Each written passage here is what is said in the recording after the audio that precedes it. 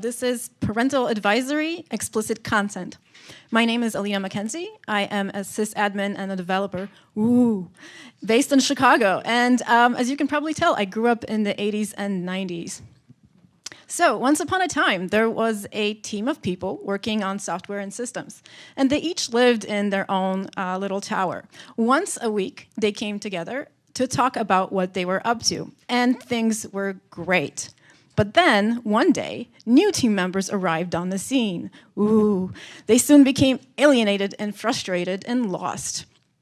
Well, change had to happen. So this is a story and lessons learned from making things explicit to myself and to other people.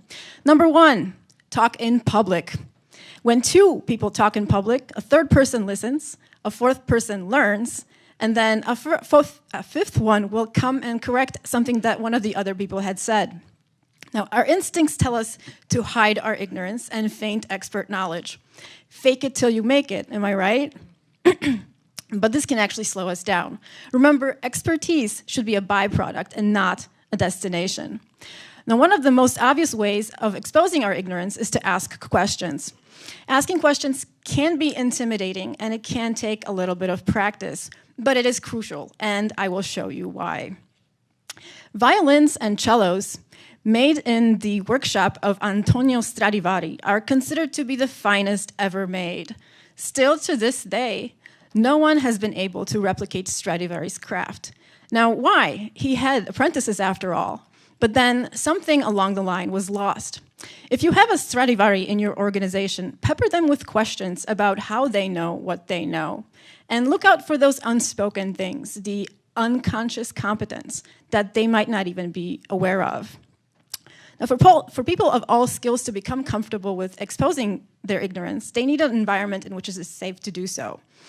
An environment in which asking questions is welcomed and asking for help is not seen as a weakness. So record everything that you learn in public and in private. Your public record is a way of sharing the lessons that you learn and getting feedback from your community. Your private record is where you can be painfully honest with yourself about where you are in your journey. It is much better to share what we know than to create scarcity by hoarding it. When you learn about something, you should be always teaching someone else. When one person teaches another, two people learn. Look for mentors and companions.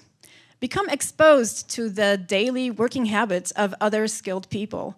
Observe the ways in which they work, and copy them, and look how they refine their habits into skills. Do you work on things that no one else in your organization knows about? Oh, my precious. Stop. Make your work explicit. Become the protagonist of your very own user story. Reflect on your work and be explicit about this too. Write about the current set of practices that you follow without any shame or judgment.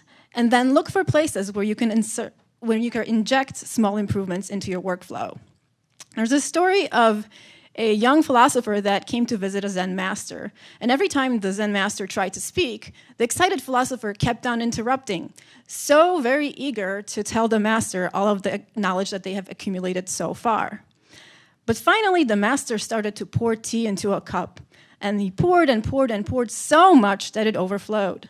The lesson here being that if you come with your cup already full, you cannot be given any more to drink.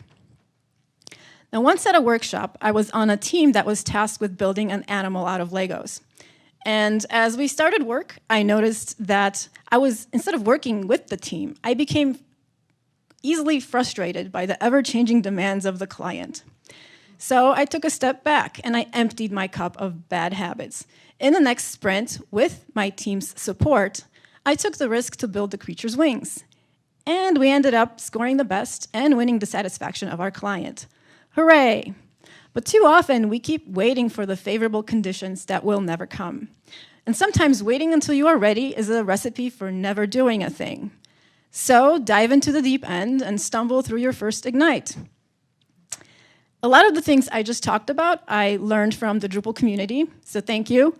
But also check out Apprenticeship Patterns by David H. Hoover and Adewale Oshineye to learn more about being explicit in your craft. Thank you.